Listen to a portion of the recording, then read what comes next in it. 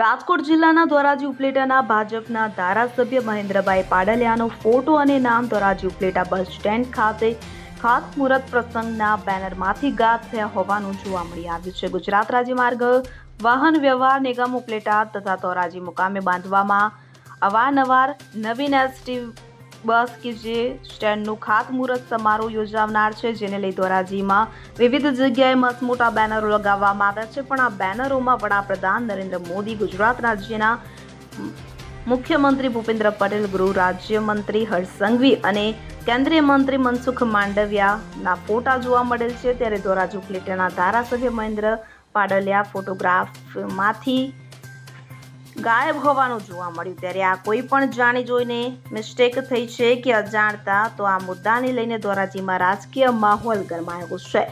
તો શહેરમાં ચર્ચાઓનો ગણગણાટ શરૂ થયો છે. મોડી રાત્રે જૂના બેનરો કાઢી નાખવાની કામગીરી શરૂ કરવામાં આવી રહી છે. વિમલ સોંદરવા સાથે CN24 ન્યૂઝ ધોરાજી. હવે જુઓ દેશ દુનિયાની તમામ ખબરો તમારી આંગળીના ટેરવે. ઉઠાવો મોબાઈલ અને Google Play Store પરથી ડાઉનલોડ કરો અમારી CN24 ન્યૂઝ મોબાઈલ એપ.